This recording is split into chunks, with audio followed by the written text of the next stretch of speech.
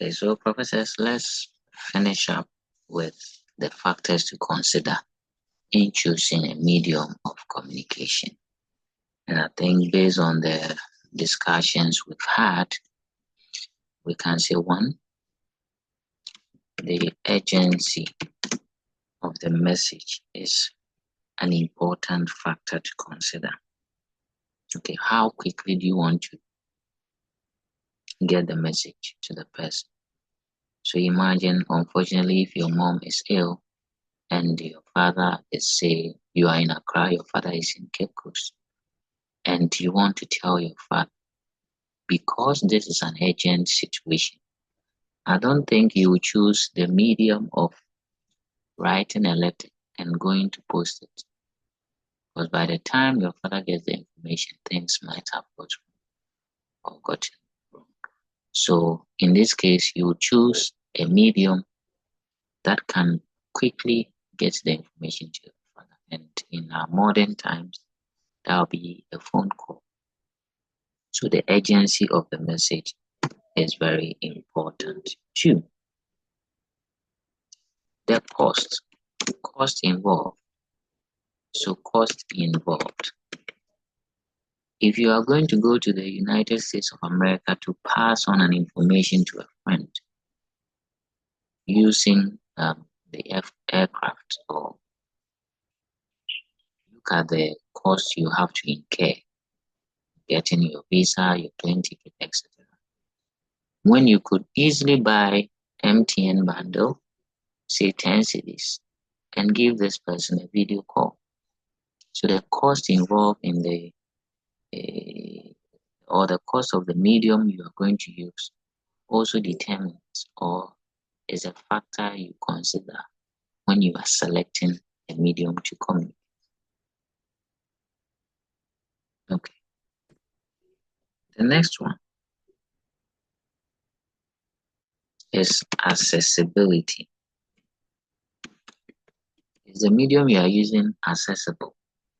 So imagine you are in a village and you want to communicate to someone and you want to use the internet. That is not possible because at the time you cannot access the internet. So accessibility is also important in making the choice.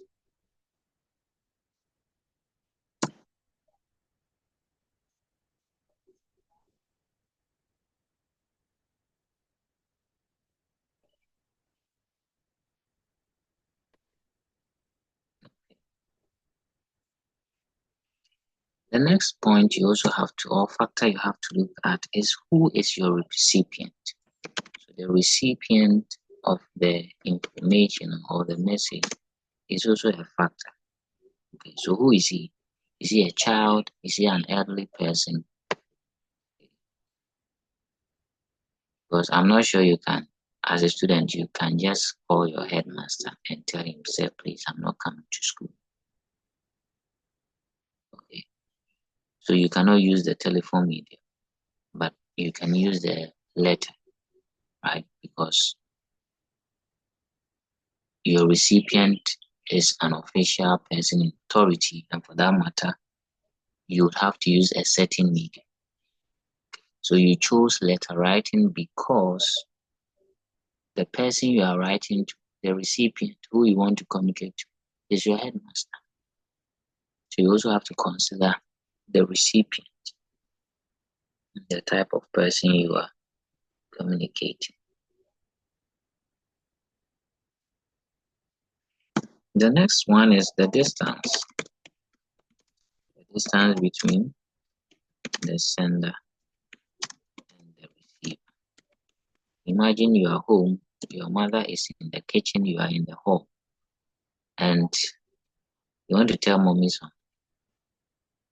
The best will be go to the kitchen and tell her, rather than writing a letter or picking your phone to dial mommy's number. Right? So the distance also matters.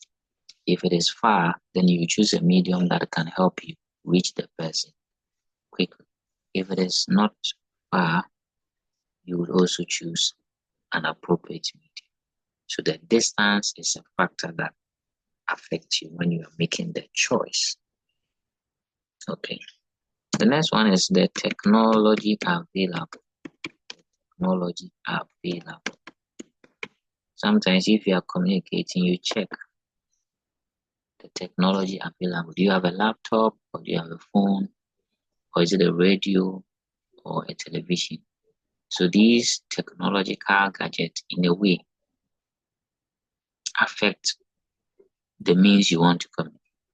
So if you have a laptop, then of course sending an email seems very easy. You have a modem which you can, or a Wi-Fi device, or a router, then you know you can access the internet. So if you don't have these things, you think of other media. Okay, so I've given you 6 points in there. I think it's okay. Or let me add the last one: the nature of the message. The message. There are some messages, because they are so special or they are so personal, you can't just use any.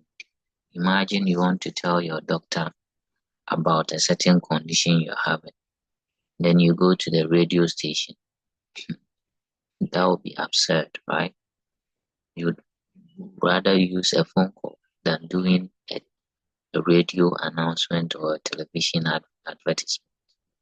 So the nature of the message, if it is like the way our military officers communicate, because of how sensitive the message is, they can't choose any other. They can't just choose any medium, right?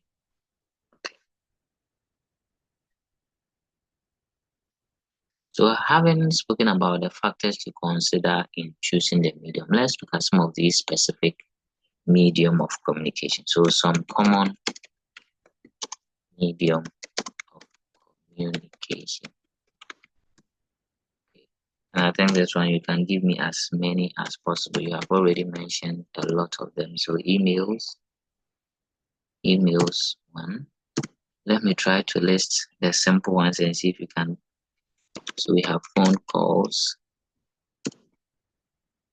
We have face-to-face conversations. Okay.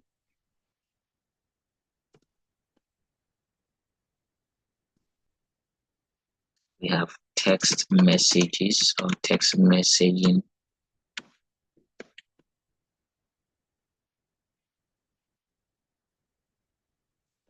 Yes. But we have a lot of them.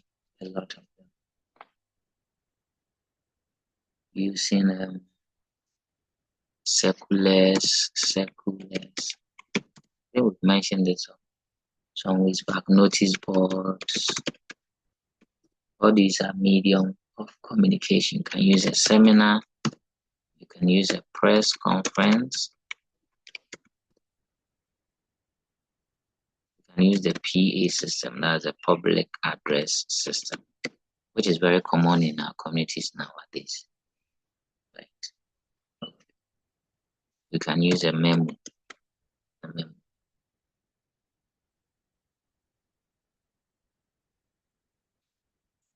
A memorandum, or simply a memo.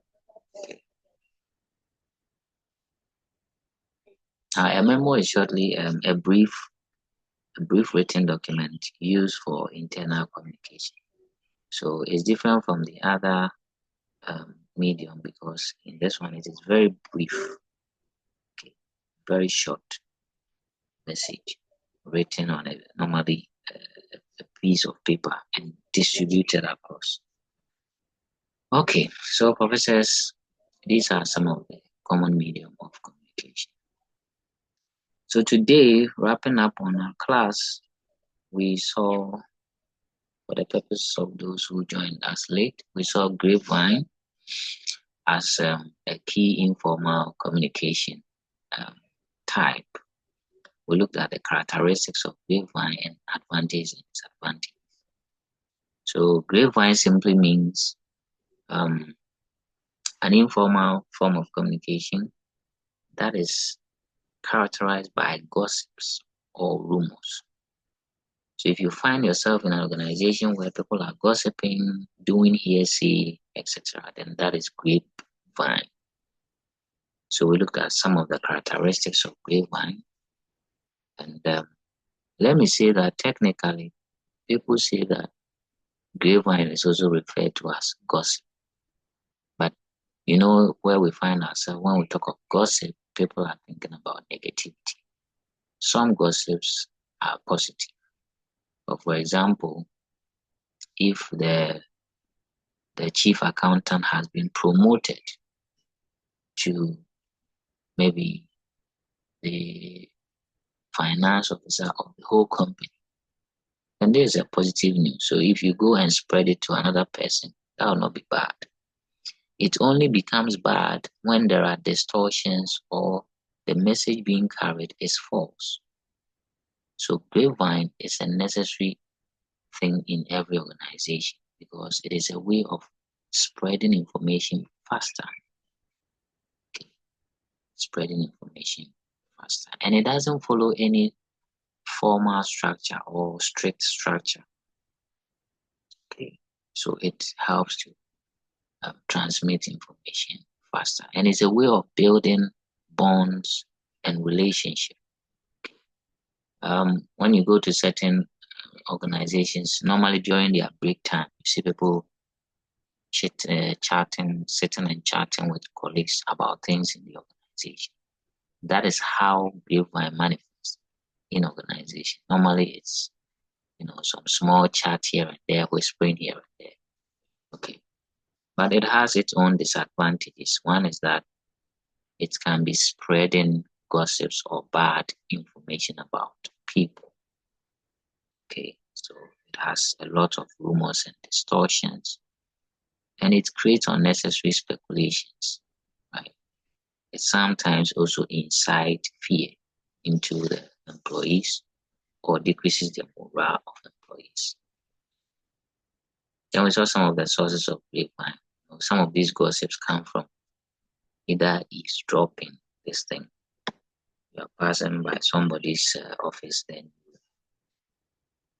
or the was one in the office on 80.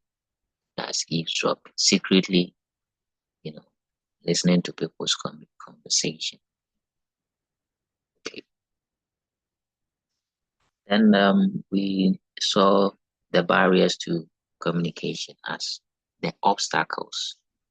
If you are communicating, there are certain obstacles that would hinder your smooth flow of message. If it's a phone call, then definitely network issues might be an obstacle, right? But we saw some of these barriers to include semantic barriers. That's the meaning of the words you are using or the language you are using. If you are an Ewe and you are speaking to a Fanti, the person does not understand Ewe, there is a barrier. You can't communicate smoothly or effectively. With the timing of the message, what time are you communicating? Imagine calling somebody midnight just to say hello. Right? I'm not sure you get a positive feedback. Of course, if feedback is not positive, communication is not effective. Then we have some physical barriers like poor handwriting, bad voice, poor eyesight, noise, etc. Then using the wrong medium too can be a problem. Especially if you send someone an email and this is a person who doesn't have a phone or a laptop, how do you expect the person to get the information? The use of jargons. Jargons, as we said, these are big words that are difficult to understand, explain. However, you can overcome these barriers by doing the following. Avoid using big words or jargons. Communicate at the right time. Don't add emotions to your message. Okay? Or don't add emotions when you are communicating. Avoid emotional influence because it will distort the message. And then we just wrapped up with the factors in choosing the medium of communication. Professors, I think we would pause here. continue our discussion another time. If there are questions, please ask me. If not, I wish you all the best and sign off. So have a great day. Bye.